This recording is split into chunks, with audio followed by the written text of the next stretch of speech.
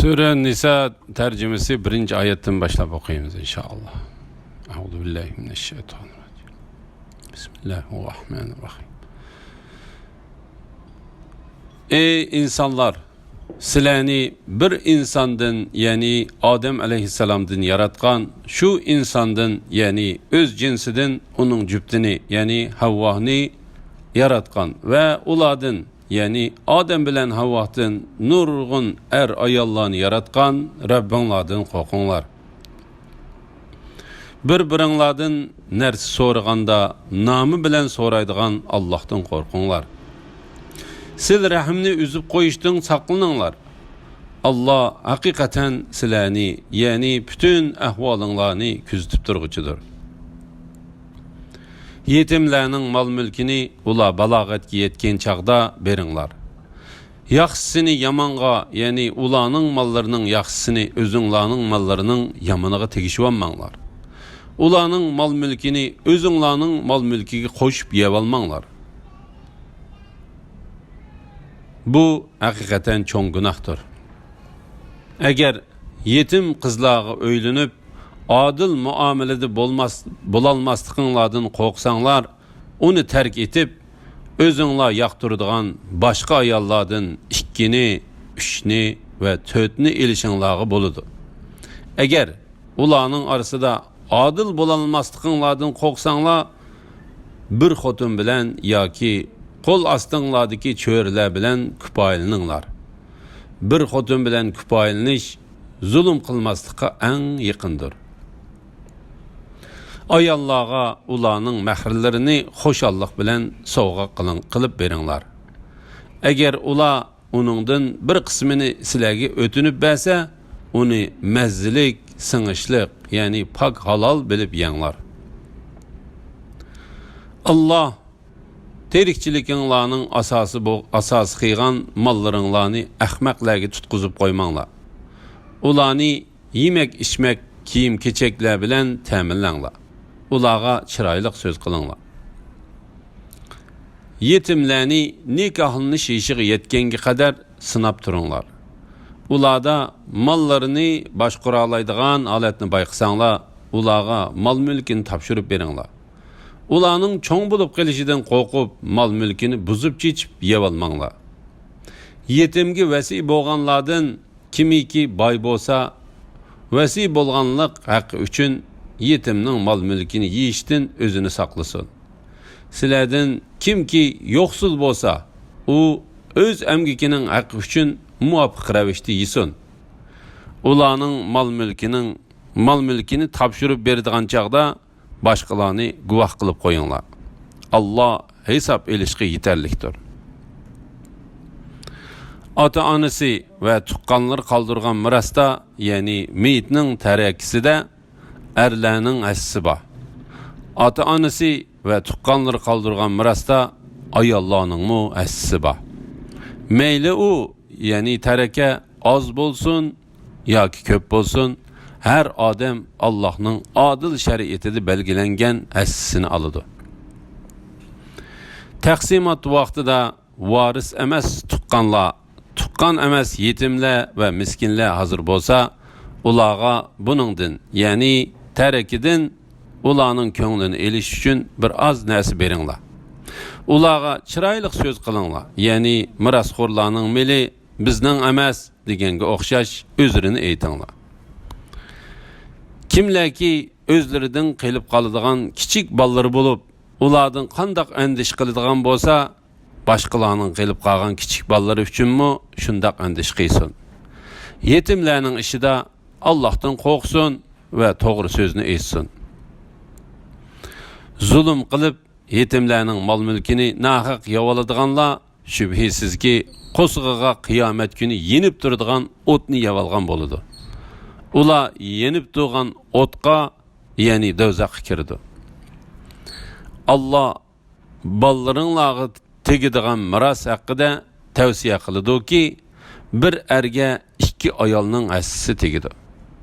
Agar meyitning qizi 2 yoki 2dan ko'p bo'lsa, u chaqda ularga mirosning 3dan 2 hissasi tegadi.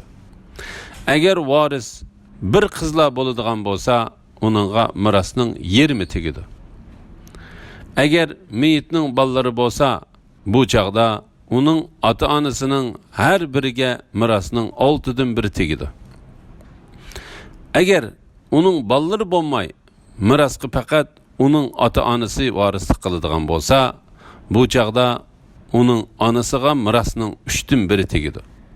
Qog'ini otasiga tegidi. Agar meyitning ota-onasidan boshqa yana qarindoshlari bo'lsa, onasiga mirasning 6dan 1 tegidi. Qog'inini otasi oladi. Bu taqsimot meyitning vasiyati o'rinlangan ve qarz tölenip bo'lgandan keyin elib berildi. Ota-onanglar ve ballaringlardan, yani bu ikkisidan qaysisining manfaat jihatda o'zinglarga eng yaqin ekanligini bilmaysizlar. Bular Allah tarafidan bekitilgan belgilimidir. Allah hakikaten hammani bilguchi, hikmet bilen ish qilguchidir. Agar ayollaringlarning ballari bo'lmasa, bu chaqda ular qoldirgan mirasning 20 erlar sizlarga tegidi. Agar ularning ballari bo'lsa, ular qoldirgan mirasning 4dan 1 sizlarga tegidi. Bu taqsimot meyitning vasiyati o'rinlangan yoki meyitning qarzi to'linib bo'lgandan keyin elib berildi. Agar sizlarning ballaringlar bo'lmasa, bu chaqda ayollaringlarga sizlar qoldirgan mirasning 4dan 1 tegidi. Agar sizlarning ballaringlar bo'lsa, bu chaqda ayollaringlarga sizlar qoldirgan mirasdan 8dan 1 tegidi. Bu taqsimot meyitning vasiyati o'rinlangan yoki qarz to'linib bo'lgandan keyin elib berildi. Agar miras qoldirguchi ota-onasiz, bolasiz, er yoki ayol bo'lib, uning faqat ona bir qarindishi va ona bir hamshirisi bo'lsa, ularning har biriga mirasning 6dan 1 tegidi. Agar miras qoldirguchining, ya'ni miras qoldirguchi meyitning ana bir oti boshqa qarindoshlari va hamshiralari buningdan, ya'ni birdan ko'p bo'lsa, u chaqda mirasning 3dan 1 ularning orasida o'rtaq taqsim qilindi. Bu taqsimot meyitning vasiyati o'rinlangan yoki qarz to'linib bo'lgandan keyin elib berildi. Miras qoldirguchi odamning vasiyati varislarga ziyon yetkazmaydigan bo'lishi kerak. U Allah tarafidan qilingan tavsiyadir. Allah hammani bilguchidir, halimdir, ya'ni amriga xiloflik qilguvchilarni jazolashga aldirab ketmaydi. Ayni shular, ya'ni Allah bandalarining amal qilish uchun belgilab bergan yuqoridagi ahkomlar Allah'ның qonunlaridir. Kimiki Allah'a ve onun paygamberiga itoat qiladigan, Allah onu astidan o'stanglar iqib turadigan jannatlarga kirgizadi. O yerlarda mangu qoladi. Bu cho'ng muvaffaqiyat qozonishdir. Kimki Allah'a ve paygamberiga osiylik qilib, Allah'ның qonunlarining sirtiga chiqib ketadigan, Allah onu devzaqqa kirgizadi. O devzaqda mangu qoladi. Xo'rlig'ichi azobga duchor bo'ladi. Ayollaringlardan fahisha qilganlarni isbotlash uchun aranglardan 4 guvohchi keltiringlar. Agar ular guvohlik bersa, ya'ni ular guvohlik berib, ayolning jinoyatini isbotlasa, toki ayollaringlar vafot bo'lganga yoki Allah ularga bir chiqish yo'li berganga qadar ularni uyda tutinglar. Aranglarda 2 kishi fahisha qilsa, ularni ayblanglar. Agar ular tavba qilib tuzalsa, ularni kechiringlar. Allah tavbani bakmi qabul qilguchidir, to'limi mehribondir. Allah qabul qilishni va'da qilgan tavba yomonlikni nadonlikdan qilib selib, ondan uzunga qolmay tavba qilganlarning tavbasidir. Allah ani shularning tavbasini qabul qiladi. Allah hammani bilib turguchidir, hikmat bilan ish qilguchidir. davomliq yomon ishlarni qilib, beshiga o'lim kelgan chaqda endi tavba qildim degichilarning tavbasi va kofir peti o'lgichilarning tavbasi, ya'ni o'lim oldida iymon etdim degichilarning iymoni qabul qilinmaydi. Ana shularga qattiq azob tayyorladik. Ey mu'minlar, ayollarga zo'rlik qilib, ularni miras qilib almoq, ya'ni bir odamning qo'lidan yana bir odamning qo'liga o'tib turadigan mol o'rnida qilib olmoq sizlarga durust bo'lmaydi. Ular ochiq bir fohisha ishni qilmagan holatda sizlar ularga bergan mahrdan bir qismini yulib olish uchun ularga besim ishlatmanglar. Ular bilan chiroyliqcha tirikchilik qilinglar. Agar ularni yoqtirmasanglar, sabr qilinglar. Chunki sizlar yoqtirmaydigan bir ishda Allah ko'p xayriyatlarni paydo qilishi mumkin. Agar bir xotinni qo'yib etib, o'rniga yana bir xotinni olmoqchi bo'lsanglar, qo'yib etmoqchi bo'lgan xotinga mehr qilib ko'p mol bergan bo'lsanglarmi, uningdan hech narsani qaytarib olmanglar.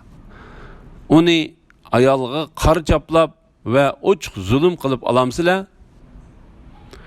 O'zaro xilvatda bo'lishgan tursanglar va ayollar sizlardan nikoh aqidasidan iborat mustahkam ahd olgan tursa, uni qandoqmi qaytarib olasizlar? Otillaringlar olgan ayollarni ammanglar. Lekin buningdan ilgari olgan bo'lsanglar, afu qilinadi. Bu haqiqatan yomon ishdir. O'ch ko'riladigan qiliqdir. Bu nima degan yomon odat? Sizlarga anılaringlarni, qizlaringlarni, hemşireleringlarni, atanglarning hemşirelerini, ananglarning hemşirelerini, qarindoshlarning qizlarini, hemşireleringlarning qizlarini, süt anılaringlarni, emildash hemşiranglarni, qiyin ananglarni, sizlar bir yerde bo'lgan ayollaringlarning boshqa yerdan bo'lgan uyinglarda tarbiyalangan qizlarini, bu shart emas. Uyda tarbiyalanmagan bo'lsa-mu, elish harom qilindi. Agar sizlar ularning onalar bilan bir to'shikda bo'lmagan bo'lsanglar, bu chaqda ularni olsanglar hech gunoh bo'lmaydi. Yana o'z pushtinglardan bo'lgan bolaringlarning ayollarini elishinglar va ikki hemşirini bir vaqtda emringlarda saqlashinglar harom qilindi. Lekin o'tgankilar, ya'ni jahiliyat davrida qilganinglar afu qilindi. Allah haqiqatan mag'firat qilg'uchidir, bandalarga nihoyat mehribondir. Erlik ayollarni elishmo sizlarga harom qilindi. Faqat sizlarning boshqarishinglar ostidagi cho'rilar buningdan mustasno.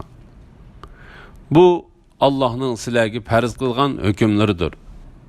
Bulardan, ya'ni yuqoridagi elish durust bo'lmaydigan ayollardan boshqalarini zinodan saqlanib, iffetlik bo'lganinglar holda mollaringlarni sarf qilib, ya'ni mahrini berib, nikohlab elishinglar halol qilindi. Qaysiki ayollarni nikohlab elib foydalansanglar, ularga nikoh vaqtida bekitilgan mahrlarini beringlar. Mahri bekitilgandan keyin o'zaro putishgan narsanglar to'g'risida, ya'ni ayolning roziligi bilan saqit qilingan mahr uchun sizlarga hech gunoh bo'lmaydi. Allah haqiqatan hammani bilguchidir, hikmat bilan ish qilguchidir. Sizlardan mu'min ayollarni elishga qurbi yetmaydiganlar qo'l ostidagi mu'min cho'rlardan olsin. Allah imaninglarni obdan biladi. Ya'ni ularning sirtqi ko'rinishiga qarab eliveringlar. Ichki ahvolini Allohga topshiringlar. Sizlar bir-biringlar bilan dindoshsizlar. Ularning xo'jilarining qo'shilishi bilan ularni xotinlikqa olsanglar bo'ladi. Ularga mahrlarini kemaytib etmasdan va kechiktirmasdan beringlar. Lekin ular oshkor zina qilmaydigan, yo'shirin oshni tutmaydigan iffetlik bo'lishları kerak. Agar ular ergi tekkandan keyin fahish qilsa, ulağa hür ayollarga berildigan jazoning yerimi berilish kerak. Bu yani çörelerni nikahlap ilish, aranglarda zinaga mubtala bolup kelishdan qo'rqqan kishi uchundir. Sabr qila olsanglar sizlar uchun yaxshidir. Allah nihoyat mag'firat qilg'uchidir, nihoyat mehribondir. Allah sizlarga halol va haromga doir ahkamlarni bayon qilishni, sizlardan burunqilar, ya'ni payg'ambarlar va yaxshilarning yo'llariga sizlarni hidoyat qilishni, gunohinglardan qilgan tavbanglarni qabul qilishni xohlaydi. Allah hammani, ya'ni bandalarning hamma ahvolini bilguchidir va hikmat bilan ish qilguchidir. Allah sizlarning tavbanglarni qabul qilishni xohlaydi. Bu Allohning rahmatining kengligini ko'rsatish uchun takrorlandi. Shahvatlarga ergishadiganlar, ya'ni shaytonga ergishadiganlar to'g'ri yo'ldan burilib ketishinglar uchun to'g'ri yo'ldan burilib ketishinglarni, shularga o'xshash fojir bo'lishinglarni xohlaydi. Allah sizlarning yukinglarni yengiltishni, ya'ni shariat ahkomlarini sizlarga osonlashtirishni xohlaydi. İnsan nefsi xohishini tizginlashdan ojiz yaratildi. Ey mu'minlar, bir-biringlarning mollarini o'g'irlik, xiyonat qilish, bulash, jazoni xo'rlik, qimor o'ynash orqali qatorliq nahaq yo'l bilan yevolmanglar. İki taraf rozi bo'lishib qilishgan savdo setiq orqali erishgan narsa buningdan mustasno. Sizlar o'zinglarni, ya'ni bir-biringlarni o'ltirmanglar. Allah haqiqatan sizlarga nihoyat mehribondir. Kimiki chekdan eshib va zulm qilib, uni yana Allah cheklagan ishlarni qiladigan, uni dovzaxga kirgizamiz. Bu Allohga osondir. Agar sizlar man'i qilingan cho'ng gunohlardan saqlansanglar, kichik gunohinglarni yo'q chiqaramiz va sizlarni asl makonga, ya'ni jannatga kirgizamiz. Ey mu'minlar, Allah sizlardagi bir-biringlardan ortiq qilgan narsalarni hasad qilish yuzidan arzu qilmanglar. Erlar qilgan amallardan hassador bo'ladi. Ayollarmu qilgan amallardan hassador bo'ladi. Allohdan uning fazlini tilanglar. Allah berdi. Allah hakikaten hamma narsani bilguchidir. Her bir odamning qoldirgan tarakisi uchun varislar tayinladik. Ular ota-onalar va yaqinlardir. Sizlar bilan o'zaro yordam berish va mirosxo'r bo'lishga ahdi paymon qilishgan kishilarga ularning mirosdan assisini beringlar. Allah hakikaten hamma narsani bayqab turg'uchidir. Erlar ayollarning homilaridir. Bu Allohning ularning ba'zisidan, ya'ni erlarni kuch-quvvat, g'azot chiqish qatorliq jihatlarda ayollardan ortiq qilganligidandir va erlarning o'z pul mollarini sarf qilganligidandir. Ya'ni ayollarning nafiqasi erlarning zimmasiga yuklanganligidandir. Yaxshi ayollar itoat qilg'uchilardir. Erleri yenilib bo'lmagan chaqlarda Allohning panohida erlarining haqlarini saqlag'uchilardir. Sizlar sarkashlik qilishlaridan qo'rqadigan ayollarga nasihat qilinglar. Bu unum bermasa, bir to'shakda birga yotmanglar. Bu unum bermasa, ularni adablab qo'yinglar. Agar sizlarga itoat qilsa, ularni bo'zaq qilish xiyolida bo'lmanglar. Allah hakikaten sizlardan üstündür, büyüktür. Allah ayollarga zulüm qilganni jazolaydi. Agar er-xotin ikkilarning inoqsiz bo'lib qolishidan qo'rqsanglar, erning tuqqanlaridan bir haqqoniy kishini, xotinning tuqqanlaridan bir haqqoniy kishini avatinglar. Eğer bu iki kişi bularını epleştirişini halasa, Allah er-xotin ikisinin arasına inaklık saladı. Allah hakikaten hemmini bilgiçidir, hemmeden haberdardır.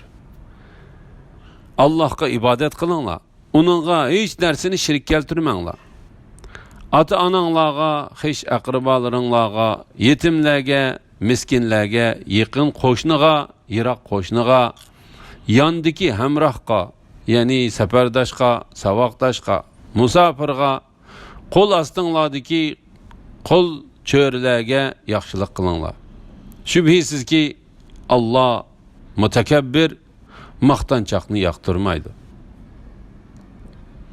Ula yani mütekebbirle, maqtançaqla bexillik kılıdı. Kişilerini bexillikki buyuruydu. Allah ulağı öz pezlidin bergen nesilerini yoşurudu. Allah'ın nimetini inkar kıyıcılağa horluğucu azapını tayarladı. Ula mallarını kişilerge köz düşüşün sarıp kılıdı. Ula Allah'a işenmeydi. Ahiret günüge mi işenmeydi? Kimi ki özüge şeytanını hemrah kılıdıken, o şeytanın buyruğu boyunca iş kılıdı. Şeytan nimi degen yaman hemrah? Eğer ula Allah'a ahiret günüge işense ve Allah özlerigi bergen maldan sarıp kıysa, ulağa nimi zihni bolattı? Allah ulağını obdan bilidi. Kılmışı qarab cezalaydı. Allah hakikaten zerriçe zulüm kılmaydı. Eğer kişinin zerriçe yaxşılığı bolsa, Allah onu hessilep ziyade kılıdı. Öz dergahidin büyük ecir, yani cennet ata kılıdı. Biz her bir ümmetin bir guvahçını keltirgen ve ey Muhammed sallallahu aleyhi ve sellem, seni bulağı guvah çıkılıp keltirgen çığımızda ulağının halı kandak boludu? Kafirla ve peygamberge asiyle kıyganla o günde ula kıyametinin dehşini kögenlikten yer bilen tüp tüz kılıp itilişini, yani özünün yeği kömülüp tüprak ayınıp gidişini arzu kılıdı. Ulanın hemme azası guvah bolganlıktan Allah'tan hiçbir sözünü yoşur almaydı. Sure Nisa tercümesi 43. ayetten başlayıp okuyayım inşallah. Euzubillahimineşşeytanirracim. Ey müminler, sizler mest bolsanglar, nime devatqanыңlarni bilgininglargacha, junup bolsanglar, yol üstüde bolganlar buningdan müstesna. G'usl qilmoqcha namozga yaqinlashmanglar. Agar kesel, yani keselga so'z ziyon qiladigan bo'lsa, yoki safar ustida bo'lsanglar, yoki hojat qilsanglar, yoki ayollar bilan munosabat o'tkazsanglar, mushundaq ahvol ostida suv topolmasanglar, pak tuproqni yuzinglarga, qo'linglarga surtib tayammum qilinglar.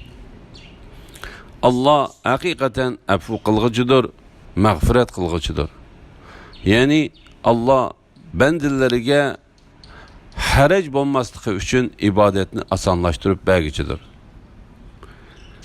Ey Muhammed sallallahu aleyhi ve sellem, kitaptan, yani Tevrat'tan nesibi verilgen kişiler, yani Yahudi mollalarının gumrahlıkını setip alganlıkını ve sizlerinin doğru yoldan izişinlerini halaydıganlıkını köymedin mi? Allah sizlerinin düşmanlarınlarını obdan bilidi. Allah sizlerini saqlaşqı yeterliktir ve sizlerge medetkar bolışqı yeterliktir. Yani sizlerini Yahudilarının mikridin saqlaşqa Allah küpayidir. Yahudilarının içinde kitapның, yani Tevratның sözlerini özgertip etadiganlar mı? Bah. Ula biz sözünü anladık, emringe boysunmadık. Bizge kulak sal, biz sana kulak salmaymiz deydi. Dinge tani qilish yusidan ra'ina degan so'zni tillerini egri qilib aytadi. Agar ular yuqorqi so'zlarning o'rniga angladik va bo'ysundik, quloq sol, unzirna desa, ular uchun Allohning dargohida texmi yaxshi, texmi to'g'ri bo'ladi. Lekin kufri sabablik Allah ularni rahmetidan yiroq qildi. Ularning ozg'inasidan boshqasi iymon etmaydi.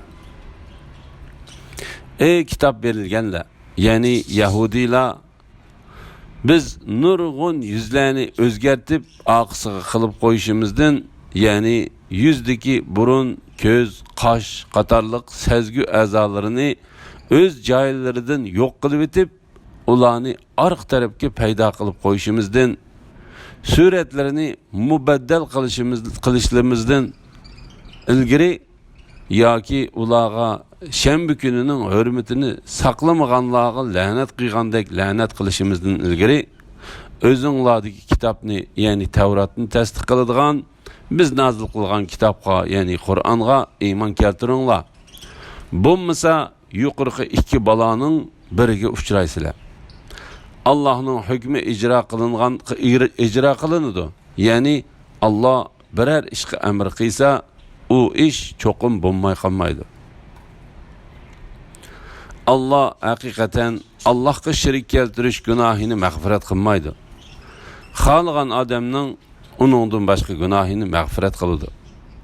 Kimiki Allohga shirik keltirdi ekan, cho'ng gunoh qilgan bo'ladi. O'zlarini pok deb qaraydiganlar, ya'ni o'zlarini taqvodorlik bilan madhiylaydiganlarni ko'midingmi? Undaq emas. Ya'ni ish ularning degindek emas. Allah xohlagan bandisini pok qiladi, ularga qilchilikmi zulm qilinmaydi. Ey Muhammad sallallohu alayhi vasallam, ularning Allohga tuhmat chaplayotganligiga qarag'in. Bu op-ochiq gunohdir. Kitobdan nasibi berilganlar, ya'ni Yahudiylarni ko'midingmi? Ular butqa va shaytonga ishinidir. Kafirlarni ko'rsatib, bular, ya'ni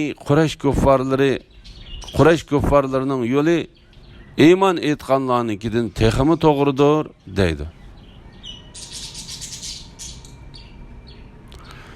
Ana shular Allah rahmetidan yiroq qilgan kishilardir. Allah kimni rahmetidan yiroq qiladi ekan, uningga Allohning azobidan qutuldiradigan hech bir madadkor topolmaysan.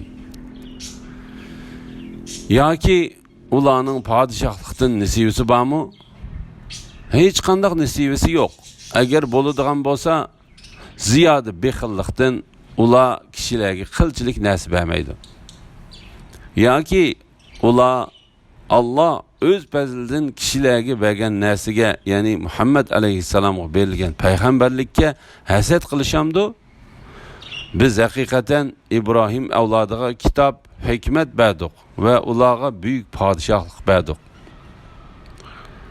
Ular, ya'ni Yahudiylarning ichida uningga, ya'ni Muhammad alayhissalomga iymon etganlarmi bor? Uningdan yuz o'rganlarmi bor? Ularning kufriga jazo berish yuzidan jahannamning yenib turgan o'ti yetarlikdir. Shubhisizki bizning oyatlarimizni inkor qilganlarni davzaqqa kirgizimiz. Ularning terilari pishib tugigan chaqda azobni tetitish uchun o'rniga boshqa teri yangushlaymiz. Allah haqiqatan g'olibdir, hikmat bilan ish qilg'uchidir. Iymon etgan va yaxshi amallarni qilganlarni ostidan o'stanglar eqib turadigan jannatlarga kirgizimiz. Ular jannatlarda mangu qoladi. U yerda ularga pok juftilar bo'ladi. Ularni jannatning mangulik soyasiga daxil qilamiz. Shubhisizki Allah sizlarni omonatlarni egasiga qaytarishga, kishilar orasida hukm qilganda adil hukm qilishga buyurdi. Allah sizlarga nasihat qilgan ishlar nima degan yaxshi? Allah haqiqatan so'zinglarni anglab turg'uchidir, ishinglarni ko'rib turg'uchidir.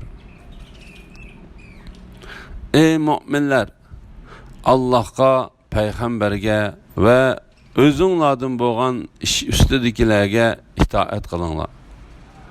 Agar sizlar bir şeyde ixtilof qilishib qolsanglar, bu to'g'rida Allohga va payg'ambarga murojaat qilinglar. Agar sizlar Allohga va oxirat kuniga ishonadigan bo'lsanglar, bu ya'ni Allohning kitobiga va payg'ambarining sunnatiga murojaat qilish sizlar uchun foydalidir, natija e'tibor bilan go'zaldir. Sana nazil qilingan kitobga, ya'ni Qur'onga va sendan burun nazil qilingan kitoblarga, ya'ni Tavratga va Injilga iymon keltirdik deb olgan kishilar, ya'ni munofiqlarni ko'midingmi? Ular arzini tağutning oldiga ilib bormoqchi bo'lyotdi. Halbuki ular tağutni inkor qilishga buyurilgan. Shayton ularni cho'nqur ozdirishni xohlaydi. Ular ya'ni munofiqlarga Allah nazil qilgan kitob tarafga va payg'ambar tarafga kelinglar deyilsa, munofiqlarning sendan qattiq yuz o'rganligini ko'rsan. Qilmishlari tufaylidan o'z beshiga biror musibat kelganda, sening oldingga kelib, Allah bilan qasam qilgan holda, biz faqat yaxshilik va yarashishni iroda qilgan edik deganlarning holi qanday bo'ladi? Eni şular, yani munafiqlar yalgan aytidi. Allah ularning dillaridikini, yani munafiqligini, mekrini bildi. Ulardan yüz o'rgin. Ularga nasihat qilgin. Ularga ta'sirlik so'zlarni qilgin. Biz har qanday payg'ambarni Allohning izni bilan faqat itoat qilinish uchunla avatdik. Onunğa itaat qilganlik Allohga itaat qilganlik bo'ladi. Ular, ya'ni munofiqlar sening hukmingni qabul qilmay, o'zlariga zulm qilganda, sening yeniga kelib Allohdan mag'firat tilasa, payg'ambarmu ular uchun mag'firat tilasa edi, albatta ular Allohni kechirim qilg'ichi nihoyat mehribon topadi. Ey Muhammed sallallahu aleyhi ve sellem, Rabbing bilan qasamki, ular, ya'ni munofiqlar o'z orasidagi datalashqa, seni hukm chiqarishga taklif qilmoqchi, ondan sening chiqargan hukminga ularning dillaridagi qilchi g'um bo'lsa-mu yo'qolmoqchi va ular butunlay bo'ysunmoqchi iymon etgan bo'lmaydi. Agar biz ularga özünglarni o'ltiringlar yoki yurtinglardan chiqib ketinglar deb amr qilgan bo'lsak, ya'ni ilgarikilarga yuklagandek og'ir taklifni ularga yuklasak edik, ularning ozg'inisidan boshqasi buni ijro qilmaydi. Agar ular qilingan va'z nasihatga amal qilsa edi, albatta ularga yaxshi bo'ladi va iymoni mustahkam bo'lgan bo'ladi. Gumrohlik va nifoqdan eng yiroq bo'lgan bo'ladi. U chaqda dargohimizdan ularga albatta buyuk ajr, ya'ni jannat ato qilatdik. Ularni albatta to'g'ri yo'lga hidoyat qilatdik. Kimlarki Allohga va payg'ambarga itoat qiladi ekan, ular oxiratda Allohning ne'matiga erishgan payg'ambarlar, siddiqlar, shahidlar va yaxshilar bilan birga bo'ladi. Ular nima degan yaxshi hamrohlar? Bu fazl Allah tarafidandir. Allah fazl ihsonga tegishli bo'lganlarni bilishda yetarlikdir. Ey mu'minlar, düşmanlarning sharridan saqlanish uchun tayyorlik holatida turinglar. Urushqa turkum bo'lib yoki hammanglar bir bo'lib chiqinglar. Shubhisizki aranglarda urushqa chiqmay qilib qolganlar, ya'ni munofiqlar bor. Agar sizlarga biror musibat, ya'ni mag'lubiyat yoki qirg'inchilik kelsa, u munofiq Alloh menga haqiqatan marhamat qildi, chunki men ular bilan urushda birga bo'lmadim, bo'lmasa o'ldirilganlar qatorida o'ldirilgan bo'lardim deydi. Agar sizlarga Allohning fazli, ya'ni g'alaba va g'animat yetsa, go'yo sizlar bilan u, ya'ni munofiqning orasida hech qanday do'stlik yo'qdikidek, koshki men urushda ular bilan birga bo'lgan bo'lsam, cho'ng bir muvaffaqiyatga, ya'ni g'animatdan zo'r nasibiga erishgan bo'lardim, deydi. Dünya tirikchiligini oxiratga tegishadiganlar Allah yo'lida jinini, pul melini fido qilib jihad qilsin. Kimki Allah yo'lida jihad qilib o'ldirilsa yoki g'alaba qilsa, biz unaga katta ajr ato qilamiz. Ey mu'minlar, sizlarga nim bo'ldiki, Allohning yo'lida jihad qilmaysizlar va duo qilib, ey Rabbimiz, aholisi zolim bu shahardan bizni chiqargin. O'z dargohingdan bizga bir egidorchilik qilg'uchini muyassar qilgin. O'z dargohingdan bizga bir madadkorni muyassar qilgin deydigan ojiz erlar, ojiz ayollar va bolalarni qutqizish uchun jihad qilmamsizlar? Mu'minlar Allohning yo'lida jihad qiladi. Kafirlar tağutning yo'lida urush qiladi. Şeytanning do'stlari bilan urush qilinglar. Sizlar ularni yengisizlar. Şeytanning tadbiri haqiqatan ojizdir. Ey Muhammad sallallohu alayhi vasallam, ularga, ya'ni Mekkada turib urushni talab qilganlarga, urushdan qo'linglarni yig'inglar, namoz o'qinglar, zakot beringlar degan kishilarni ko'rmadingmi? Ya'ni ulardan ajablanmamsan?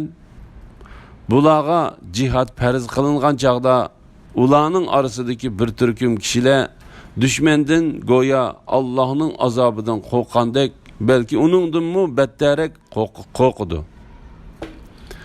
Ular o'limdan qo'rqib, Rabbimiz, bizga nima uchun jihadni farz qilding? Nima uchun bizni uzoq qolmay keladigan ajalgacha ta'xir qilmading? Ya'ni ajalimiz yetkicha ta'xir qilsang, urushda o'ldirilmasak bo'lmasmidi, dedi. Ey Muhammad sallallohu alayhi vasallam, aytqinki, dunyoning manfaati ozdir. Ya'ni dunyoning ne'mati fanidir. Allohdan qo'rqqan va uning amrini tutganlar uchun oxirat yaxshidir. Sizlarga qilchilik zulm qilinmaydi. Ya'ni qilgan amalinglarning savobi kamaytirilmaydi. Sizlar mustahkam qal'alarda bo'lgan taqdirdimi, qayerda bo'lmanglar, ajal kelganda o'lim sizlarni topadi. Agar ular, ya'ni munofiqlar biror yaxshilikka erishsa, bu Allohdan bo'ldi, deydi. Agar ular biror ziyon zahmatga uchrasa, bu sendan, ya'ni sening diningga kirganligimizdan bo'ldi, deydi. Ey Muhammad sallallohu alayhi vasallam, bu ahmoqlarga aytqinki, yaxshilik va yomonlikning hammasi Alloh tarafidandir. Ya'ni hammasini Alloh yaratgandir. Bu qavmga nima bo'ldi ekan? Ular hech bir so'zni, ya'ni hamma shayning Allohning taqdiri bilan bo'ladiganligini tushunmaydi. Ey inson, sana yetgan yaxshilik marhamat qilish yuzidan Alloh tarafidandir. Sana yetgan yomonlikmi qilmishlaring tufaylidan o'zingdandir. Ey Muhammad sallallohu alayhi vasallam, seni biz bütün insonlarga payg'ambar qilib avatdik. Sening payg'ambarligingga shohidlikqa Alloh yetarlikdir. Kimiki payg'ambarga itoat qiladigan, u Allohga itoat qilgan bo'ladi. Chunki payg'ambar Allohning amrini yetkazadi. Kimiki ey Muhammad sallallohu alayhi vasallam, senden yüz o'riydigan, bilginki biz seni ularga kuzatchi, ya'ni ularning amallarini kuzatib, amallariga qarab hisob og'ich qilib avatmidik. Ular, ya'ni munofiqlar, amringa itoat qildik, deydi. Sening yiningdan chiqib ketgan chaqda ularning bir turkumi o'zlarining aytgan so'zlarini o'zgartib etdi. Ya'ni amringa xiloflik qiladi. Allah ularning o'zgartganlarini xotirlab turdi. sen ulardan yüz o'rigin, ya'ni kechirgin. Allohga tavakkul qilgin. Tavakkul qilg'ichiga Allohning homiyligi yetarlikdir. Ular Qur'on ustida fikr yurgizmamdi. Agar Qur'on mushriklar bilan munofiqlar gumon qilgandek Allohdan g'ayrining tarafidan bo'lgan bo'lsa, albatta uningdan nurg'un ziddiyatlarni topgan bo'ladi.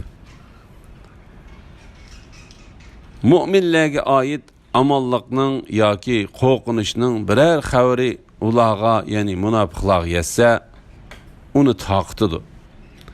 Agar uni payg'ambarga va ular, ya'ni mu'minlarning ichidagi ustidagilarga ma'lum qilsa, shu xabarni chiqaruvchilar uni, ya'ni shu xabarning haqiqiy ahvolini ulardan albatta bilib oladi.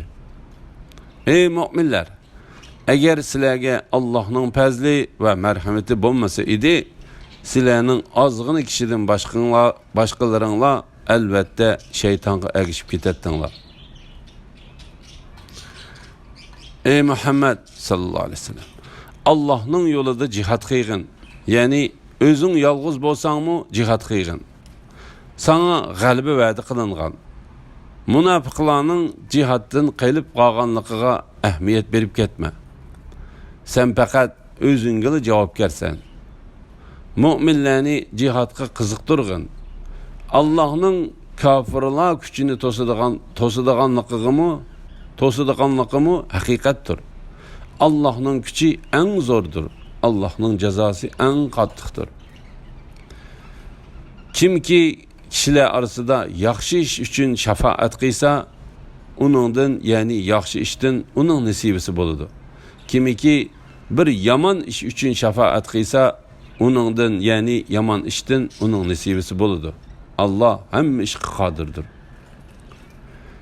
Sizlarga bir kishi salom bersa, uningga texmi yaxshi salom bilan javob qaytaringlar. Ya'ni bir kishi assalomu alaykum deb salom bersa, uningga assalomu alaykum va rahmatullohi va barakatuhu denglar. Yoki uning salomini aynan qaytaringlar. Ya'ni va alaykum salam va alaykum assalam denglar. Allah haqiqatan hamma narsadan, ya'ni bandalarining cho'ng kichik ishlaridan hisob olg'uchidir. Allohdan boshqa hech ma'bud barhaq yo'qdir. Allah sheksiz bo'ladigan qiyomat kunida sizlarni hisob elish uchun mahshargohga jazman yig'idi. Allohdan to'g'ri so'zlik kim bor? Ya'ni so'zida, va'dasida Allohdan sodiq hech kim yo'q. Ey mu'minlar, sizlar nimishqa munofiqlar to'g'risida ikki guruhga bo'linib ketsizlar? Allah ularning qilmishlari tufaylidan ularni kofirlar hukmida qildi. Allah azdirgan kishilarni sizlar hidoyat qilmoqchi bo'lamsizlar? Kimniki Allah gumroh qiladi ekan, sen uningga hargiz to'g'ri yo'l topib bera olmaysan.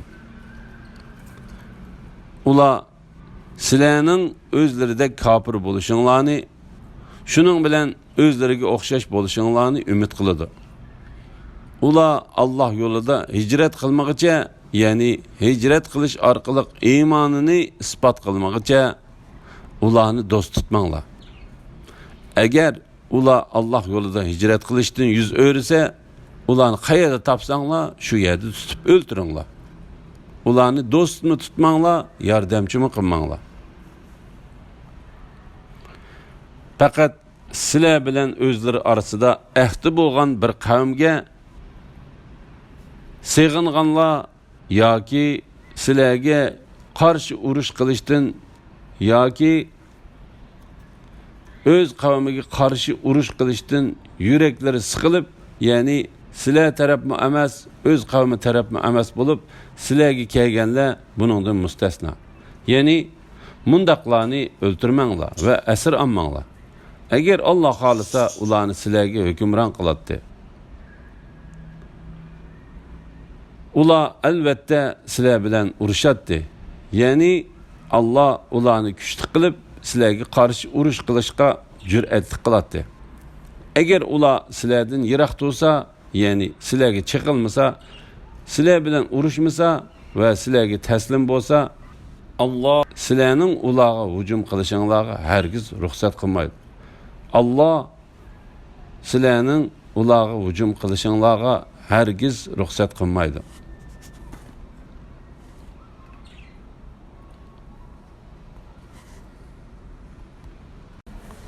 Sura Nisa tercümesi 91. ayetini başlap okuyayımız inşallah. Bismillahirrahmanirrahim. İmanını izhar qilish bilan sizlardanmi amonlikqa erishmoqchi va qavmiga qaytganda kufrini izhar qilish bilan o'z qavmidanmi amonlikqa erishmoqchi bo'lgan ikkinchi bir xil kishilar, ya'ni munofiqlarni ko'rsizlar. Ular her qachon fitne fasodga, ya'ni kufrga yoki musulmonlar bilan urush qilishga chaqirilsa, o'zlarini uningdan tortadi. Agar ular sizlardan yiroq turmasa, sizlarga taslim bo'lmasa, sizlar bilan urushishdan qo'l yig'masa, bu chaqda ularni qayerda ko'rsanglar, shu yerda asir elinglar, tutib o'ldiringlar. Sizlarga ularning xiyonati sababli ularga qarshi asir elishga, o'ldirishga ro'shan pakit ato qildik.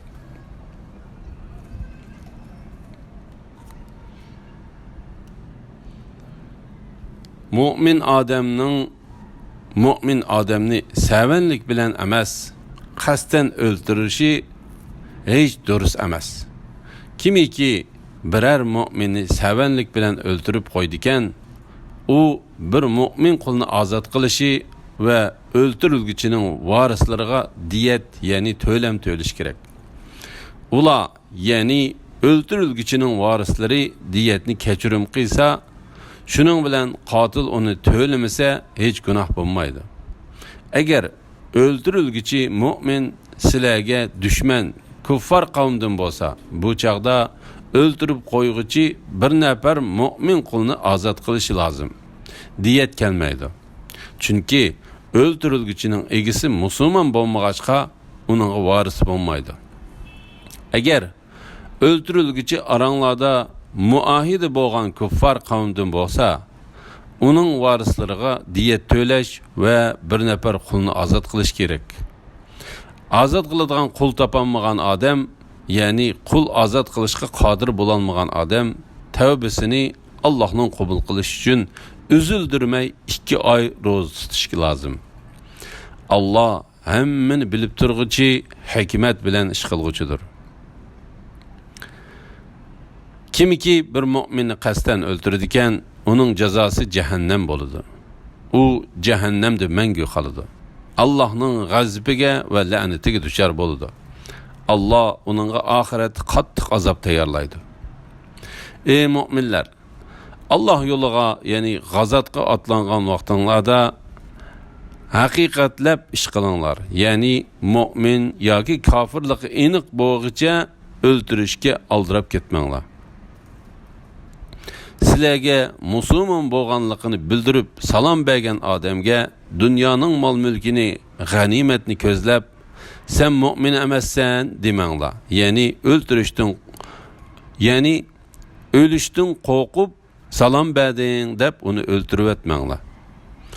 Allohning dargohida mundaqlarni o'ldirishdan sizlarni behojat qiladigan nurg'un g'animatlar, ya'ni savob bor. İlgiri sizlarmu ana shundoq kafir edinglar. Keyin Alloh sizlarga iymonni iltifot qildi. Ularni o'zinglarga selishtirib, haqiqatlab ish qilinglar. Alloh sizlarning qilmishlaringlardan xabardordir. Mu'minlardan o'zrisiz, ama tokur, kiselga o'xshash o'zrisi bala buningdan mustasno. Jihadga chiqmaganlar Allah yo'lida mollarini, jonlarini tikib jihad qiluvchilar bilan barobar bo'lmaydi. Allah mollarini, jonlarini tikib jihad qiluvchilarni jihadga chiqmaganlardan bir daraja ustun qildi. Bu ikki xil kishilar, ya'ni o'zrisi bo'lib jihadga chiqolmaganlar va jihadga chiquvchilarning hammasiga Allah jannatni va'da qildi. Allah jihad qilg'uvchilarga büyük ajr ato qilib, ularni o'zrisiz turib jihadga chiqmaganlardan ortiq qildi. Allah ularga üstün mertebeli mağfiret ve rahmet ato qildi. Allah mağfiret qilg'uchidir, nihoyat mehribondir. Özleriga zulm qilg'uchilar, ya'ni hijratni tark etib kuffarlar bilan birga turg'uchilarning jonlari farishtalar tarafidan ilindigan chaqda, farishtalar ulardan dininglarning ishida qaysi holatda edinglar deb so'raydi. Ular zaminda, ya'ni Makka zaminida biz dini barpo qilishdan bo'zaq qilingan edik deydi farishtalar. Hicret qilsanglar Allah'ın zimini kengri emasmidi deydi. Yani şu hicret qilmaganlarning bardigan joyi cehennemdir. Cehennem nima degan yomon joy?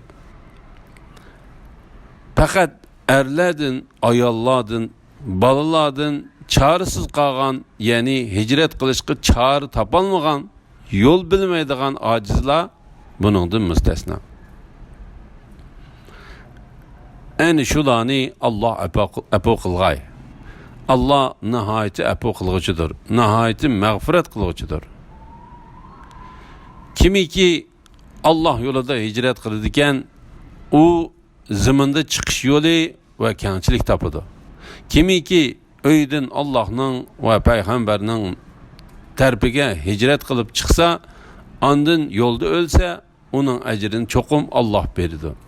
Allah nihoyatda mağfiret qilg'uchidir va nihoyatda mehribondir. Seferga chiqqan vaqtinglarda kafirlarning o'zinglarga ziyon zahmat yetkazib qo'yishidan qo'rqib, namozni qasr qilib, ya'ni 4 rakatni 2 rakat qilib o'qisanglar, sizlarga hech gunoh bo'lmaydi. Kafirlar sizlarga haqiqatan ochiq dushmandir. Namoz o'qiyotgan fursatdan foydalanib, sizlarni o'ldirib etishdan yanmaydi. Ey Muhammed sallallahu aleyhi ve sellem, sen müminler bilen cihatta birli bulup ularga namaz okup bermekçi bo'lganingda, ularning bir firqasi sen bilen birlikte namaz o'tursun.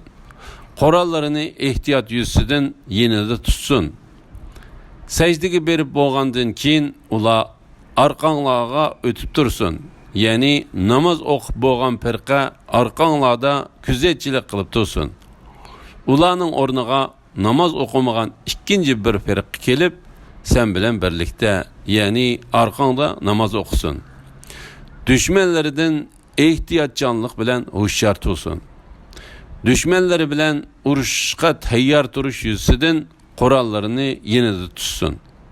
Kafirlar sizlarning qurollaringlardan, ashyolaringlardan g'aflatda qilishinglarni, shuning bilan sizlarga birdinla tuyuqsizdinla hücum qilishni arzu qildi.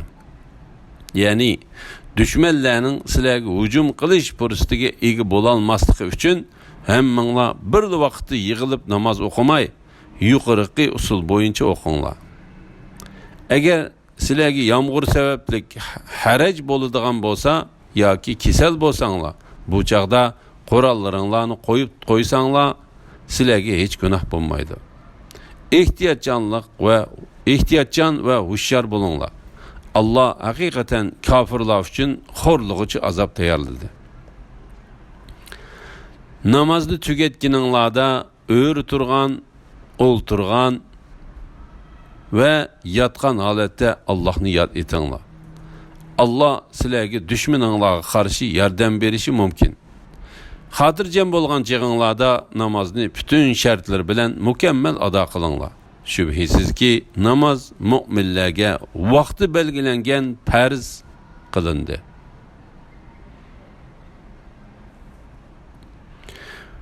Düşmanning orqasidan qo'g'lashga sustuk qilmanglar. Agar sizlar qiynalsanglar, ularmi xuddi sizlarga o'xshash qiynaladi. Sizlar ular ümid qilmaydigan narsani, ya'ni shahid bo'lishni, savobni va g'alabani Allohdan ümid qilasizlar. Allah hammani bilguchidir, hikmat bilan ish qilguchidir. Ey Muhammad sallallohu alayhi vasallam, seni kişiler arasında Allah'ın körsetkini boyunca hüküm kıysun dep sana hakikaten hak kitabını nazıl kıldık. Hainlarının tarifini almagın. Allah'tan mağfiret tiligin. Allah hakikaten nihayeti mağfiret kılgıcıdır, nihayeti mehribandır. Günah kılış bilen özlerine hıyanet kılgıcılarının tarifini almagın. Hıyanetke adetlengen, günahı çömgen kişini Allah hakikaten dost tutmaydı. Ula hıyanetlerini insanlardan hıcıl bolup yoşurdu. Allah'tan hıcıl bolup yoşurmaydı. Ula Allah razı bulmaydıgan sözünü, yani böhtan çaplaş, yalgan guvahlık beriş ve yalgan kasemni planlagan çağda Allah ula bilen bildi idi. Yani ulanın ahvalını bilip turattı. Sözünü anlap turattı. Ulanın kılmışlarını Allah tamamen bilgüçüdür. Sizler şundak kişiler ki hayatı dünyada ulanın, yani uğri ve hainlarının terpini aldınlar. Kıyamet günü kim Allah'a karşı ulanın terpini alıdı? Yani Allah'ın azabını kim uladın dep yıkılıdı? Ya ki kim ulağı hami buludu? Kimi ki birer yamanlık ya ki özüge birer zulüm kılıp koyup andın Allah'tan mağfiret talep kıysa, o Allah'ın mağfiret kılgıcı nihayeti mihriban ikenlikini gördü. Kim ki kasten birer günah kıysa, onu özünün zini kılıdı. Yani onun vabalını özü tatıdı. Allah hemmini bilgücüdür, hikmet bilen iş kılgıcıdır. Kimi ki küçük bir günah ya ki çoğun bir günah kılıp koyup, onu bir günah Adem'e çaplasa, o şu böhtanını ve o bocuk bir günahını özüge yüklü algan boludu. Ey Muhammed sallallahu aleyhi ve sellem, eğer sana Allah'ın fazli ve rahmeti bulmasaydı, uladın bir gruh Adem çokum seni azdırışını kastlaydı. Ula fakat özlerini azdırdı. Sana kılçı ziyan yetküzelmeydi. Allah sana kitabını, yani Kur'an'ını ve hikmetini, yani sünnetini nazil kıldı. Sana sen bilmegen nesilerini, yani şeriat ahkamlarını ve gayb işlerini bildirdi. Allah'ın sana fazlı çoğundur. Ulanın yoşurun söhbetinin tolusu da hayriyet yoktur. Fakat sadaqaga yoki yaxshilikqa yoki kishilarni aplashtirishga amr qilgan kishilarning yoshurun suhbati buningdan mustasno. Kimiki u ishlarni Allohning roziligini tilash yuzidan qiladigan, uningga buyuk ajr ato qilamiz. Kimiki o'ziga mo'jizalar orqali to'g'ri yo'l aniq bo'lgandan keyin payg'ambarga, ya'ni uning amriga muxolifatchilik qiladigan, mu'minlarning yo'lidan g'ayriga agishadigan, uni o'z yo'liga qo'yib beramiz. Uni oxiratda jahannamga kirgizamiz. Jahannam nima degan yomon joy? Allah o'ziga biror narsaning shirik keltirilishini, ya'ni mushriklik gunohini albatta mag'firat qilmaydi. Buningdan boshqani Allah xohlagan odamga mag'firat qiladi. Kimiki Allohga shirik keltirdigan, u haqiqatan qattiq ozg'on bo'ladi. Ular, ya'ni mushriklar Allohni qo'yib faqat o'zlari kishi nomlar bilan atib olgan butlarga ibodat qiladi. Faqat Allohning ibodatidan bosh tortgan shaytonga ibodat qiladi. Allah şeytanını rahmetinden yirak kıldı. Şeytan aytdi: "Men elbette senin bendilerinden muayyen sandikilerini igilayman. Şundaqla çokum ulanı azdırman. Ulanı hamxiyal kıldırman. Yani hayat uzun, kıyamet hesap iliş yok degandek batıl akidelerini köngülegi salaman. Ulanı çokum çahar paylarının kulaklarını yerişki buyurayım. Ulanı çokum Allah'ın mahlukatını özgertip yetişki buyurayım. Kimi ki Allah'ını koyup şeytanını dost tutudiken, u dunyo va oxiratda uchiq ziyon tortgan bo'ladi. Shayton ularga yolg'on va'dalarni berdi va ularni xom xiyolga soladi. Ya'ni amalda ishga oshmaydigan orzularni ko'ngliga soladi. Shayton ularga faqat yolg'onni va'da qiladi. Ani shularning boradigan joyi jahannamdir. Ular jahannamdan qochadigan joy topolmaydi.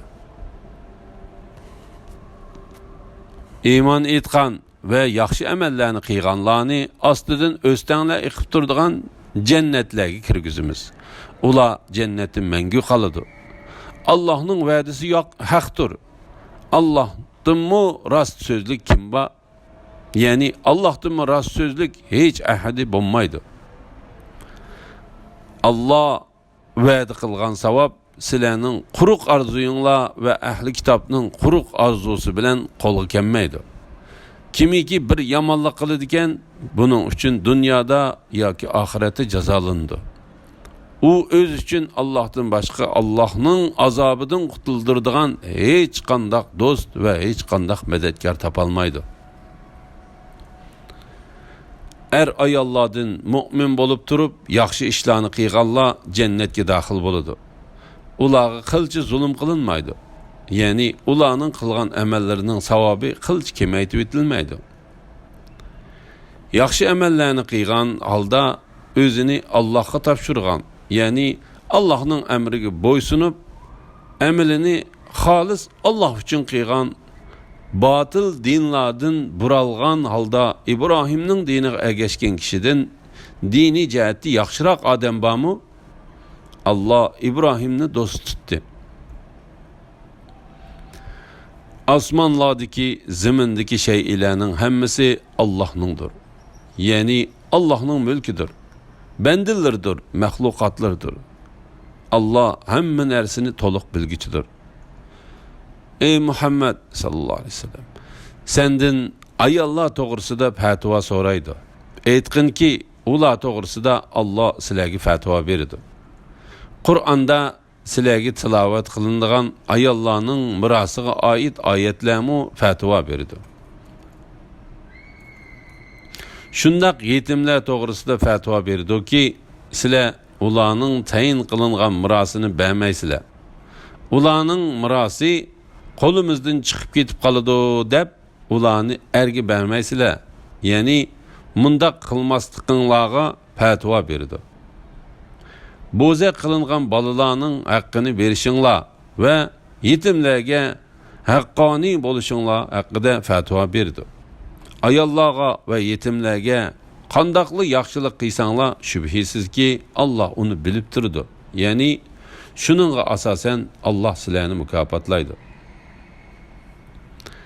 Agar biror ayol erining ko'ngilsiz bo'lishidan yoki yuz o'rishidan andish qilsa, ularning o'zaro kelishishi hech gunoh emas. Kelishish üzülüp ketishdan yaxshi. İnsanlarning tabiatiga bexillik singib ketgan. Agar ayollaringlar yaxshilik qilsanglar, ularga zulm qilishdan saqlansanglar, Alloh sizlarni mukofotlaydi. Alloh haqiqatan qilmishinglardan xabardordir.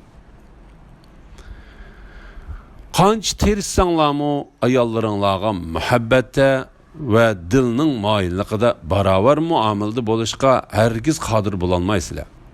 Shuning uchun birisiga butunlay moyil bo'lib, ikkinchisini eri bodakmi emas, yo'qdakmi emas, esib qo'yilgan ayoldek tashlab qo'ymanglar. Agar bu jihatdagi qusurlaringlarni tuzatsanglar, ularga zulm qilishdan saqlansanglar, Allah albatta sizlarga mag'firat qiladi, rahim qiladi. Agar ikkisi üzülüşüp ketsa, Allah öz fazli bilan ularning birisini ikkinchisidan behojat qiladi. Allohning fazli kengdir, hikmat bilan ish qilguchidir. Osmonlardagi va zimindagi shaylar Allohningdir, ya'ni Allohning mulkidir, mahluqotidir. Sizlardan ilgari kitob berilganlarga, ya'ni Yahudilar va Nasaralarga va sizlarga Allohga taqvodorlik qilishni tavsiya qildik. Agar kofir bo'lsanglar, kufringlar Allohga ziyon yetkazolmaydi. Osmonlardagi va zimindagi shaylar Allohning mulki va maxluqotidir. Allah maxluqotdan behojatdir, madhiyaga loyiqdir. Osmonlardagi va zimindagi shaylar Allohningdir, ya'ni Allohning mulkidir, maxluqotidir. Hamma ishni boshqarishga Alloh yetarlikdir. Ey insonlar, agar Alloh xolasa sizlarni yo'q qilib, o'rninglarga boshqalarni keltirdi. Allah bunun qodirdir. Kimiki qilgan amali bilan dunyoning ne'matini tilaydi ekan, uningga aytib qo'yginki, dunyo va oxiratning ne'mati Allohning dargohidadir. Banda o'z Rabbidan dunyo va oxiratning ne'matini tilasin. Allah bandalarining so'zlarini anglab turguchidir. Bandalarining amallerini ko'rib turguchidir.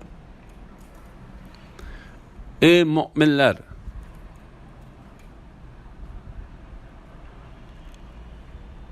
Allah uchun guvohlik berishda o'zinglarning yoki ota-onanglarning yoki tuqqanlaringlarning ziniga guvohlik berishga to'g'ri kelgan taqdirdami, adolatni barpo qilishga tirishinglar. Guvohlik berilguchi boy bo'lsa, uningga bo'lishmasdan yoki fiqir bo'lsa, uningga iç ağırtmasdan hamon adil guvoh bo'linglar. Allah ularga sizlardan yaqindir. Ya'ni ularning manfaatining nimada bo'ladiganligini obdan biladi. Nafsi xohishinglarga ergishib, haqiqatdan burilib ketmanglar. Agar tilinglarni to'lg'isanglar, ya'ni guvohlikdagi pokitni burmilasanglar yoki guvohlikdan bosh tortsanglar, bilinglar ki Allah hakikaten sizlarning qilmishinglardan xabardor bo'lib turguchidir. Ey mu'minlar, Allohga, Allohning payg'ambariga va Allah uningga nozil qilgan kitobga, ya'ni Qur'onga va ilgari Allah nozil qilgan kitoblarga, ya'ni Qur'ondan ilgari nozil qilingan samoviy kitoblarga iymon keltiringlar. Kimiki Allohni, Allohning farishtalarini, kitoblarini, payg'ambarlarini ve ahiret gününü inkar kılıdıyken o qattiq azgan boludu. İman etqan, andın kafir boğan, andın iman etqan, andın kafir boğan, andın küfrede ezveyligen, yani şu küfrü bilen ölgen kişilerini Allah mağfiret kılmaydı ve ulanı doğru yolga, yani cennetki yeteklemeydi.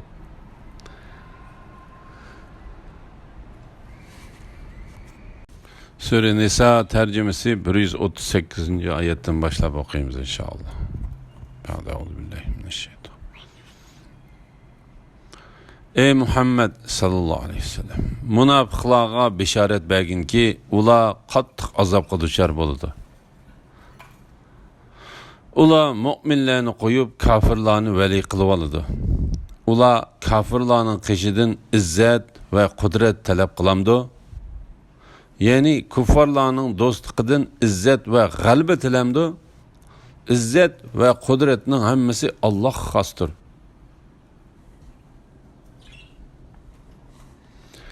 Allah kitobda, ya'ni Qur'onda sizlarga nozil qildiki, sizlar Allohning oyatlarining inkor qilinayotgan va masxir qilinayotganligini anglagan chig'inglarda ular, ya'ni Allohning oyatlarini masxir qilayotgan kofirlar boshqa parang'a kirishmaguncha ular bilan birga o'ltirmanglar. Bo'lmasa gunohda ularga o'xshash bo'lib qolasizlar. Allah hakikaten munofiqlarning va kofirlarning hammasini oxiratda jahannamga to'playdi. Agar kofirlar zafar topsa, ular kofirlarga biz sizlardan g'olib bo'lib turib, sizlarni o'ltirmadik emasmi? Sizlarni mu'minlardan saqlamadikmi deydi. Allah kıyamet günü aranglarda haqqani hüküm çıkardı. Allah kafirlarga, mu'minlarga karşı hergiz yol vermedi. Ular ya'ni munofiqlar sizlarga hodisa kelishni kutadi. Agar sizlar Allohning nusratiga erishsanglar, ular biz sizlar bilan birga emasmidik? Kafirlardan algan g'animatlardan bizgimi shubhisizki munofiqlar Allohni aldamoqchi bo'lishidi. Allah ularning aldamchiligiga yarasha jazo berdi. Ular namoz uchun turganda xo'sh yoqmaslik bilan turdi. Savob umid qilmaydi. Namozni kishilarga ko'z tutish uchun o'qiydi. Ya'ni riyokorlik qiladi. Allohni faqat ozg'in yod etadi.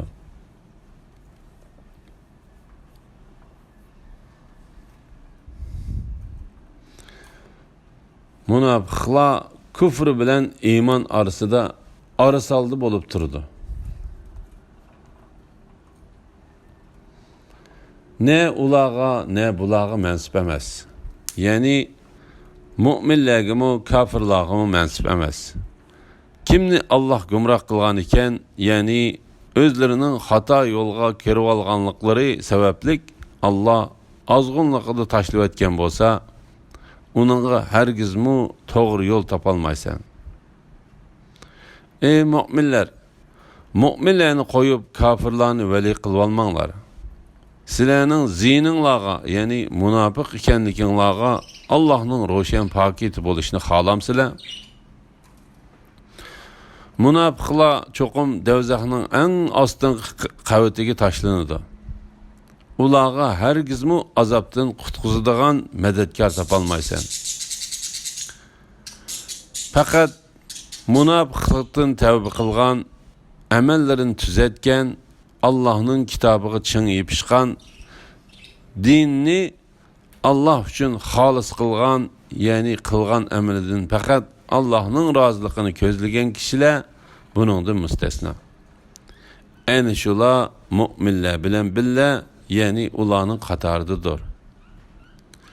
Allah mu'minlarga oxiratda jannatdan iborat buyuk ajr ato qiladi.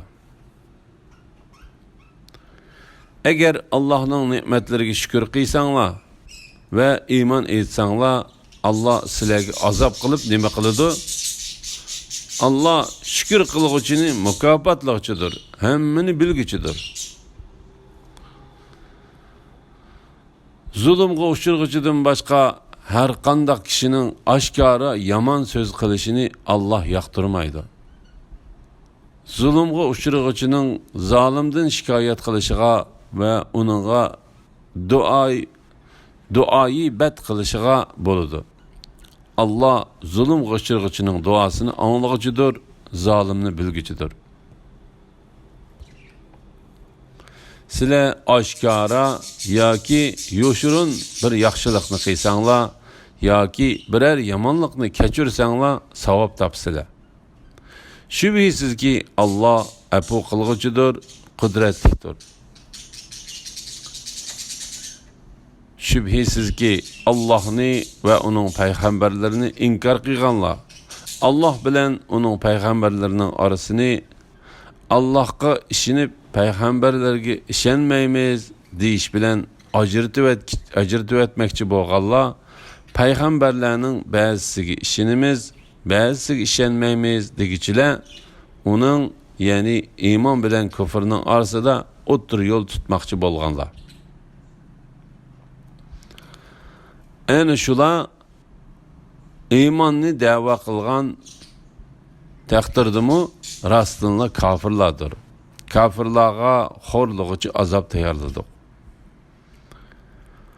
Allohga va uning payg'ambarlariga iymon etgan, ulardan hech birining orasini ajratib o'tmagan, ya'ni hammasiga iymon etgan kishilarga Allah ularning tegishlik ajrlarini ato qiladi. Allah nihoyat mag'firat qilguvchidir, nihoyat mehribondir.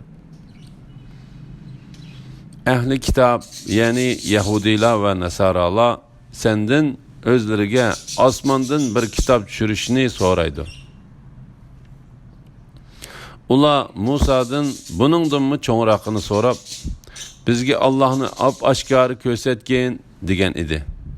Şunun bilen ularning zulmü sebeplik ularni chaqmoq soqdi.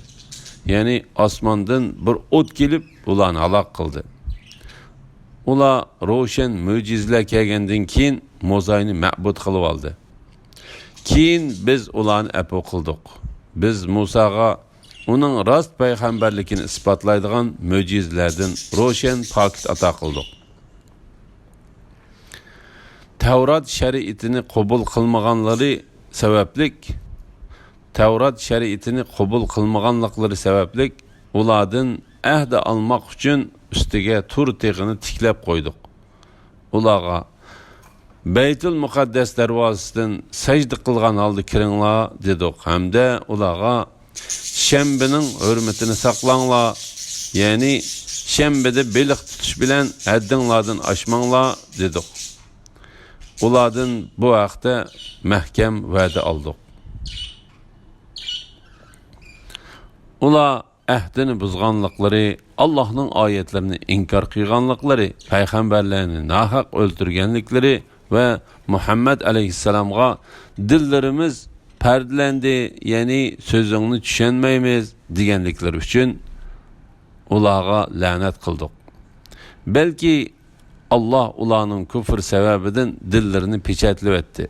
Şuna ularning azgınısıdan başkası iman etmeydi. Yani ularning küfri, yani İsa aleyhisselamni inkar qilganlıkları için ve Meryem'ge çoğun böhtan çaplaganlıkları için ularga lanet kıldık. Yine Allah'ın Resulü İsa İbni Meryem'ni hakikaten öldürdük degenlikleri için ularga lanet kıldık. Ve halen ki ularning İsa'ni öldürgünü mü yok, dargı askını mı yok. Velikin ularga şübhe silindi. Yani İsa'ni astık deb guman qilib, İsa aleyhisselamga o'xshab qolgan boshqa birisini astı. İsa to'g'risidagi ixtilof qilishganlar haqiqatan uning o'ldirilganligi masalasida shubhididir. Ular bu ishning haqiqatini bilmaydi. Gumonga asoslandi. Ular İsa'ni hargizmi o'ldirmadi. Belki Allah onu öz tarafiga ko'tirdi.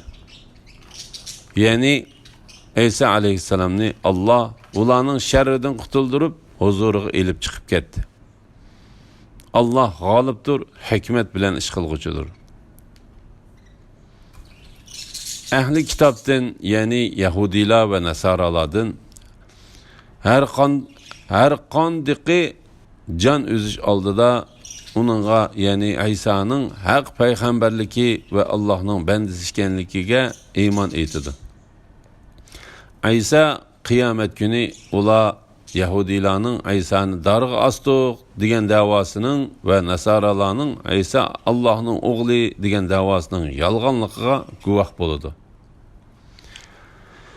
Yahudilarning qilgan haqsizliklari, yani zulmi ve qilgan gunohlari nurg'un kishilarni Allah'ın yo'lidan, yani Allah'ın diniga kirishdan to'sqanliklari, cheklangan jazonini olganliklari ve kishilarning pul mollarini nahaq yeganliklari uchun ularga ilgari halok qilingan pokiz narsalarni harom qildik. Ularning ichidan kafir bo'lganlarga qattiq azob tayyorladik. Azob hazırladık. Yahudilarning qilgan haqsizliklari, yani zulmi ve qilgan gunohlari nurg'un kishilarni Allah'ın yo'lidan, yani Allah'ın diniga kirishdan to'sqanliklari, cheklangan jazonini olganliklari ve kishilarning pul mollarini nahaq yeganliklari uchun ularga ilgari halol qilingan pokiz narsalarni harom qildik.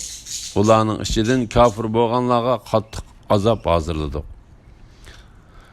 Ularning ichidagi bilimi cho'nqur bo'lganlarga sana nazil qilingan kitobga, yani Qur'onga, senden ilgari o'tgan payg'ambarlarga nazil qilingan kitoblarga iymon etadigan mu'minlarga, namozni o'tiguchilarga, zakot berguchilarga, Allohga ve ahiret kuniga iymon etuvchilarga jannatni mangu qilishdan iborat katta ajr ato qilamiz. Ey Muhammed sallallohu alayhi vasallam, biz Nuhqa va uningdan keyingi payg'ambarlarga vahiy qilgandek, haqiqatan sana vahiy qildik hamda İbrahimga, İsmailga, İshaqqa, Yaqubqa, Yaqubning avlodlariga, Isaga, Ayyubqa, Yunusqa, Harunga, Sulaymonga vahiy qildik. Davudga Zaburni ato qildik. Biz nurg'un payg'ambarlarni avatdik. Ularning orasida ilgari ey Muhammad sallallohu alayhi vasallam, sana bayon qilganlarimizmi bor, sana bayon qilmaganlarimizmi bor? Allah Musaga bevosita so'z qildi. Avatilgan payg'ambarlardan keyin Allohning oldida kishilar, ya'ni payg'ambar avatilgan bo'lsa, albatta iymon etatdim va itoat qilatdim degichilarga bahona bo'lib qolmasligi uchun itoat qilguvchilarga jannat bilan xo'sh xabar bergichi, osiylik qilguvchilarni davzaxdan ogohlantirguchi payg'ambarlarni avatdik. Allah g'olibdir, hikmat bilan ish qilguvchidir. Yahudilar va Nasoralar sening payg'ambarligingga guvohlik bermasa, gunohi o'ziga. Lekin Allah sana nazil qilgan Qur'on orqali payg'ambarligingga guvohlik berdi. Allah Qur'onni boshqalar bilmaydigan o'ziga xos ilmi bilan nazil qildi. Farishtalarmu Allah sana nazil qilgan Qur'onga va payg'ambarligingga guvohlik berdi. Boshqalar guvohlik bermagandimu Allah'ның guvohligi yetarlikdir. Şübhisizki kafir bo'lganlar va kishilarni Allohning yo'lidan to'sqanlar haqiqatan qattiq azdi. Şübhisizki kafir bo'lganlar va zulm qilganlarni Allah mag'firat qilmaydi. To'g'ri yo'lg'imi, ya'ni jannatning yo'lg'imi başlamaydi. Ularni faqat cehennemning yo'liga qo'yib etadi. Ular cehennemde mangu qoladi. Bu ya'ni ularni cehennemde mangu qoldirish Allohga oson. Ey insonlar, payg'ambar ya'ni Muhammad alayhissalom sizlarga Rabbinglardan haq din elib keldi. Iymon etinglar. Bu sizlar uchun foydali. Agar inkar qilsanglar, ya'ni kufrini davomlashtirsanglar, Allah sizlardan behojat. Chunki osmonlardagi va zimindagi shaylarning hammasi Allohningdir. Ya'ni Allohning mahluqotidir, mulkidir. Allah bandalarining ahvolini bilguchidir, hikmat bilan ish qilguchidir. Ey ahli kitob, ya'ni Nasoralar jamiyasi, dininglarda haddidan oshmanglar. Allohning sha'niga haq so'zdan boshqani aytmanglar. Ya'ni Allohga shiriki va bolasi bo'lishdan pok deb e'tiqod qilinglar. Masih Isa Maryamning o'g'li, faqat Allohning rasulidir. Sizlar gumon qilgandek Allohning o'g'li emasdir. Maryamga Allohning ilqa qilgan kalimasidir. Ya'ni otining vositasiz Allohning vujudga kel degan so'zidan yaratilgandir. Allah tarafidan kelgan bir ruhdir. Allohga va uning payg'ambarlariga iymon etinglar. Allah Isa Maryamdan iborat 3 demanglar.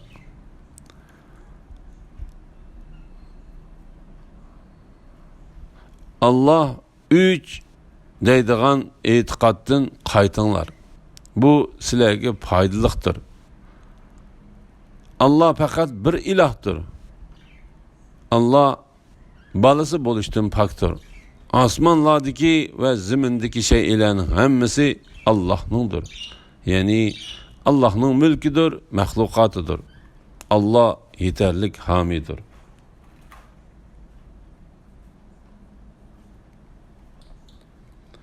Masihmu Allohga yaqin farishtalarmu Allohga banda bo'lishdan hargiz bosh tortmaydi. Kimlarki Allohga bandichilik qilishdan bosh tortadi ekan va ko'ranglab ketadi ekan, bilsinki Allah ularning hammasini qiyomat kuni hisob elish va jazolash uchun o'z dargohiga to'playdi. iymon etgan va yaxshi amallarni qilganlarga kelsak, Allah ularning amallarining ajrini to'liq berdi. Ne'matini ularga oshirib berdi. Allohga qulchilik qilishdan bosh tortgan va ko'ranglab ketganlarga kelsak, Allah ularga qattiq azob qildi. Ular o'zlari uchun Allohdan boshqa Allah'ның azobidan qutuldiradigan hech qandaq do'st va hech qandaq madadkor topolmaydi. Ey insonlar, sizlarga Rabbinglar tarafidan shonliq mo'jizalar bilan kuchlantirilgan Muhammad alayhissalomdan iborat ochiq dalil keldi. Sizlarga ro'shan nurni, ya'ni Qur'onni nozil qildik. Allah'a iman etgan ve onunla, yani Kur'an'a çın yepişkanlığa kelsak, Allah ularni öz rahmetige ve nimetige, yani cennetiga dahil qiladi ve ularni to'g'ri yo'lga boshlaydi. Ey Muhammed sallallahu aleyhi ve sellem, senden ata anası, balası yok meyitning mirosi to'g'riliq fatvo so'rashidir.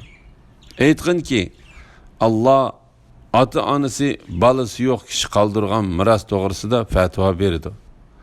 Eğer bir kişi vafot bo'lsa, balası bo'lmasa, faqat bir hemşirisi bo'lsa, u tarakaning yerimini aladi. Eğer u ayolning balası bo'lmasa, bir tuqqani onun varisi bo'ladi. Yani mirasning hammasini aladi. Eğer iki hemşirisi bo'lsa, ular tarikinin 3'ten 2 hissini aldı. Eğer varislar hem hem ayol bir tuqqanlar bo'lsa, ularning ishidagi bir erga 2 ayolning hissisi berildi. Adashmasliqinglar uchun Allah sizlarga shariat ahkamlarini bayon qilib berdi. Allah hamma narsani bilgichidir.